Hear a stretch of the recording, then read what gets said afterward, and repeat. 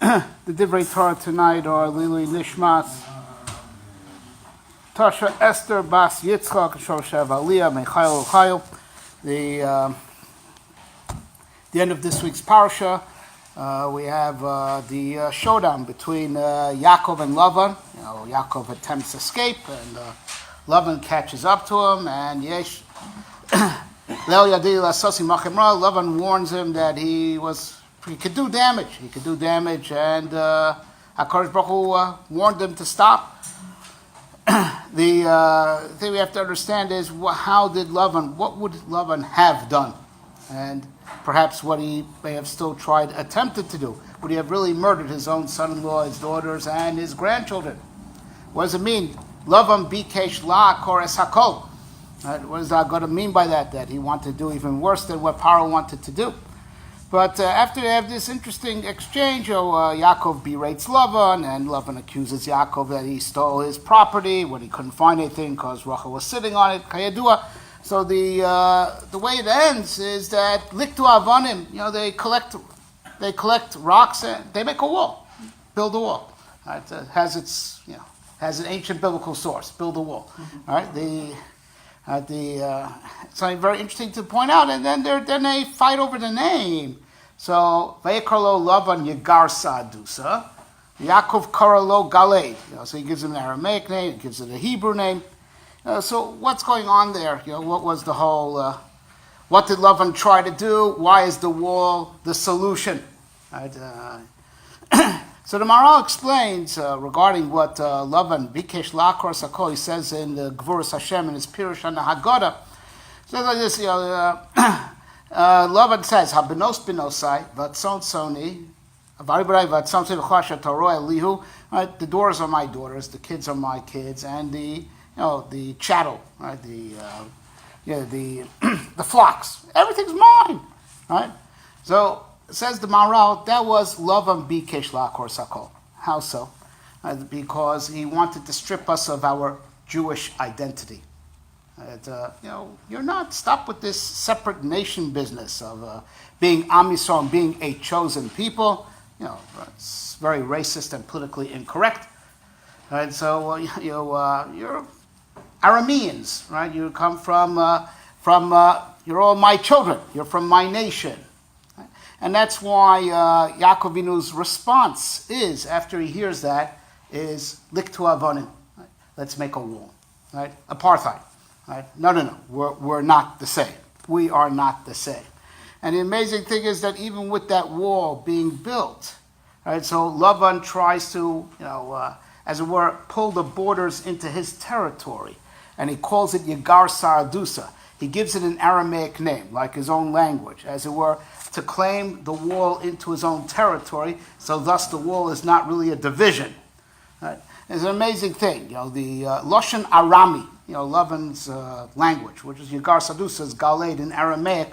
And Chazal tell us that Loshen Arami is Mikzaso Kodesh Mikzaso Chol. It's part holy, it's a composite. It's not a pure language. It has a little bit of Hebrew in it, that's why it's very similar. And it's also a Loshen Chol. It's not fully Loshen HaKodesh. It's a blur between Kodesh and Chol. Right? It's not a coincidence that Bavel is where they tried to make it was the first globalization movement, right? Safa achas v'dvarim achadim, right? It was not a coincidence that it was in that place, even though at the time they're still speaking Hebrew, but nonetheless it was in that place as an attempt to pull together globalization and to erase, demarcations, right, between nations, and the exact HaKadosh Baruch Hu enforced just the opposite. It was Mephitz and Bal al Sfasam mixed up their languages and, forcibly separated them. But Aramaic, which is the language which is native to Bavel, is over there is trying to undo that and try to be like a type of universal language, but universal in a very, very detrimental way, where the borders between Kodesh and Chol are blurred. And this is why the Maharal explains elsewhere that we know that our tefillos that do not go up through Malachim, or the Malachim are not involved with the tefillos that we say in Kaddish, right? Like Kaddish in Aramaic, right? Ein Malachim niskakim l'loshen Arami. Malachim can't They don't deal with things that are said in Aramaic. Right? So explains the Maharal, because every malach is a particular koach. He's a particular force, as per Rashi in Parshas Vayera, ein malach oseh shtei shlichus. That it's a separate malach for each type of shlichus. Malachim are distinct forces.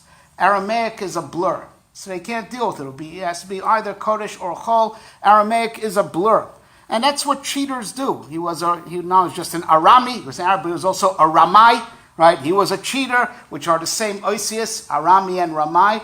A cheater always tries to blur. That's not exactly what you said. This also passes. This also would be good enough to fulfill the agreement. Right? The cheater always tries to blur, right?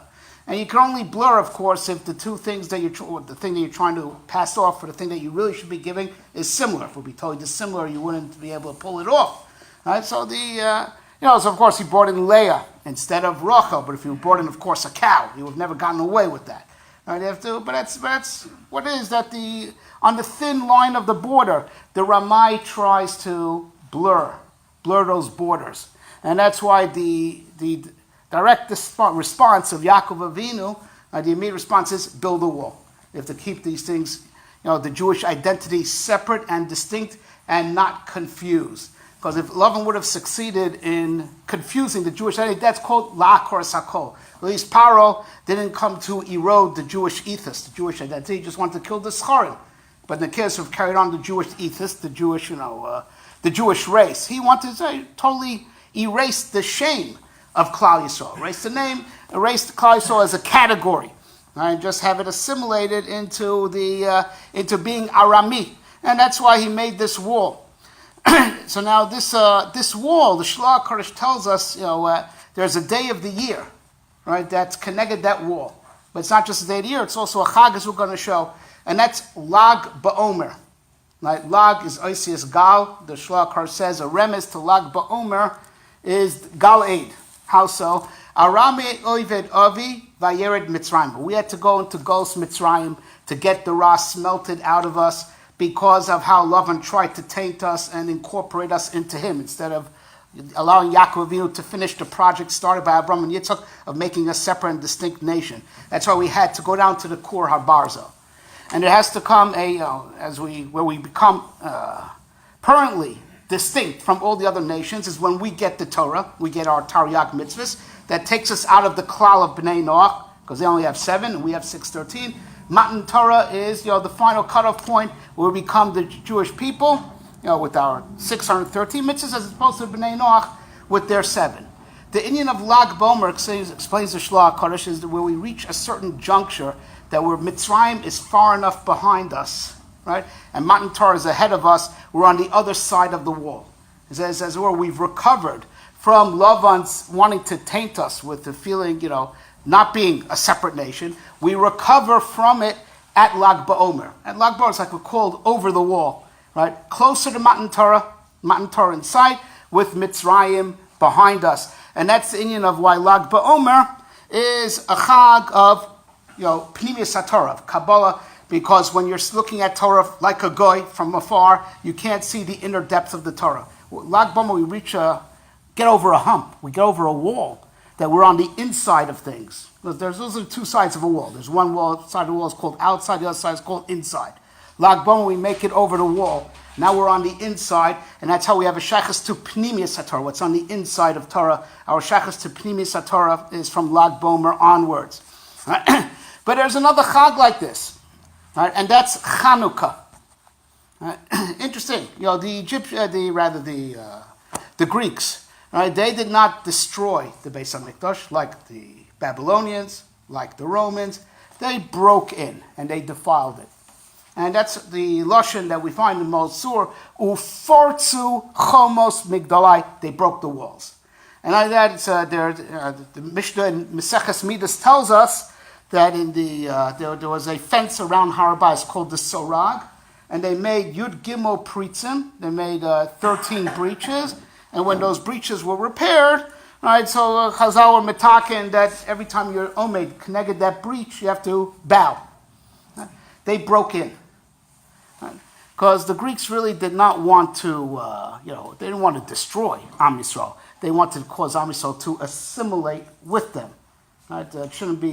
We shouldn't be separate and distinct with our Torah. They were jealous of our Torah that separates us from the rest of the world, as if their philosophy is not adequate. They blurred the boundaries. And that's why their Avera is called Ufortzu Chamas. They broke in and they made breaches and they infiltrated the Beis HaMikdash. Right? Breaking the boundaries that were already set up by Noach. Right? Because after Shem and Yefes, right, came and covered Noach,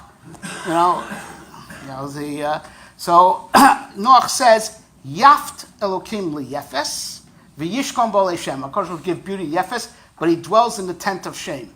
Right? The tent, the inner space, right, is Al Shem, right, who is the progenitor of Klal Yisrael, and Yefes gets the beauty, which is external. Right?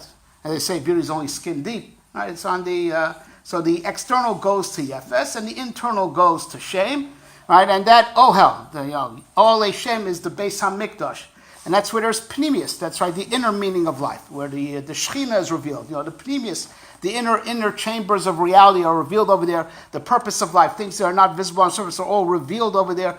The Yevonim wanted to break in, and they wanted to erode the boundaries between Pnimius and Chitzonius, erode the boundaries between Kodesh and Chol. Right? And there's an amazing thing. Right after this encounter with Lavan, right, what's the next parsha? Vayishlach. Right, Vayivaser Yaakov Levado Ivag Ish Imo. What did he go back for? He went back for, Rashi says, Chum Pachim Ktanim. Says the Shloah Kodesh. That Pachim Ktanim was a precursor for the Pach Shem. Yaakov Avinu was zoche to the potential for the Nes Chanukah after building the wall between him and Lavan. That was the hachana, because there's going to be another struggle and another strife where they're going to try to erode the wall between Kedusha, Kodesh, and Chol. Right? Between, Tzadikim and Rishoyim. Between Zaydim, Biados, Kesar, Asecha, erode that wall. Right? So Yaakov is zoche to the Pach Shemen because of how he built the wall between him and Lavan. And it's written in Kisvei Ari, right, that the midah that we fix on the days of Hanukkah is hod, right? The midah of splendor. That the midah of splendor is what extends outwards, like karnei hod that extended out of Moshe Rabbeinu's face. That when stepping outwards, right, to be mashpia, you have to also remember what's in and what's out, and make sure that the boundaries are never eroded. And interestingly enough, the day of Lag BaOmer is hod shebahod, for those who say the Ribbon Shalom. And that's what's brought down as far. And also on Lag BaOmer, it's not a real mitzvah d'Rabban, but there's the minute to light the medura, make light, reminiscent of the Chanukah candles. These are very parallel ideas of that. Of course, we should be mashpia on the outside, or la'amim, mashpia or outside, but don't forget what's in and what's out. And that's why you'll find an interesting thing by the halachas of Ner Chanukah, that the mitzvah is Ner Ishu Beso. Where do you light the candles? By the house. A person who is homeless is not chayiv in Ner Chanukah. It's like mezuzah. You don't have a house, you don't put on mezuzah, you don't do makkah. If you don't have a house, you don't do light Ner Chanukah if you're homeless and living in the street. And that's why they were metaking the bracha of Ru'iyas Ner Chanukah. It's for a person who doesn't have a house, who's not going to light that night. So he can make a bracha on the Chanukah candles that he sees. And because the whole eating of the Chag of Chanukah is to rebuild the walls between Pnim and Chutz. And that's why the house, you light at the house. The candles being mashpia outwards. We want to be mashpia on the outside of the world, but you have to remember what's in and what's out. Sometimes when you go out to be mashpia, you lose yourself. And that's why it has to be within one tefach of the household. It means even though generally 3 tefachim is loved, by Ner Chanukah, if you light outside, it has to be within one tefach of the house. Mamish, like the opposite side of the mezuzah. Be mashpia outwards, but remember what's in and what's out. Never lose sight of those boundaries. So it says, has to do again with Thanksgiving. Besides the fact that Hanukkah is lahodos ulahalo, to give thanks. But the Zohar tells us, and this goes back to what we were saying before, a cheater can only successfully cheat and blur the boundaries if the two things are very similar. The Zohar says about Yavan that they were the closest nation to Razad Memenusa. They were the closest nation to the truths of the Torah. With their philosophy, they got pretty close. the Rambam took his proofs for Mitzias Hashem and Achduso, and that he has no body, he took it all from Greek philosophy. They got close, and because they got close, that's where you could have the confusion, where things are right up against the wall. And that's where you have to make sure to have the wall. Now, just add one more thing. Yaakov Avinu, before he goes to Beis Lavan, institutes the tefillah of Marav that we're going to daven. Right? And the tefillah of Marav, first of all, what you do at the time of darkness. Darkness is a time of confusion. Like the Mesil Sharm says, two types of darkness. Darkness we don't see anything. There's a darkness where a statue looks like a person looks like a statue. It's a darkness of confusion. And Yaakov Avinu instituted Marav in preparation for going to Beis Lavan. And also one more thing, Marav is a tfilas reshus. We're davening Marav here, no one's going anywhere. But it was by inception was a tfilas reshus. The Rif already says that Am Yisrael accepted upon themselves as chova. You might wonder why they do that, right? But it was by inception voluntary, because that's where confusion is. Marav is anti-confusion, right? Aside from the darkness, but in Yonei Rishus, where it's not a clear chiyuv and it's not a clear isser. In Yonei Rishus is where the confusion is. And he said, no, turn in Yonei Rishus into Nochat Tefillah. And be machmir and get out of the confusion. Right? So we're coming up to a chag, from this wonderful nation. I mean this with the greatest sincerity, because if the liberals and leftists really hate America, America must be really doing something right. And there was never such a nation. If the Zohar said about Yov at its time, they're close to Razum Manusa, that's because that's the way it was to date. Right? But now this American nation has come very close to and extols the values of the Bible. Did you know? I just found out recently, Thanksgiving, they modeled after Sukkot. Right? I just it's their Chag HaOsiv, and to give thanks. They're very close. The real original right-wing American values are very, very close to Razum Manusa, including building the wall, like we explained at the beginning of today's talk. Right? Well, we have to definitely be Yad Echad, as Rav Zevin points out. Yaakov Avinu made the wall, between him and Lavan. You don't cross this wall for anything bad, but for good you do cross the wall, right? To be mashpia, but you cross the wall for good. That involves also being mindful of the wall. So we have to definitely be grateful and make Yad Echad with the right wing of American society against the scourge of leftism and liberalism that's afflicting not just this country but the whole world, but not to lose sight of the boundaries. How to lemaisa how practice Thanksgiving. That's refiners' job, right? What to do and how much turkey to eat, right? But it's interesting that we're coming with this challenge that we're dealing with the right wing of this culture is so close to Razum Manusa. And there's definitely to be over the Gal L'Taiva, but always reminding of the Gal and never Chas V'Shalom to assimilate.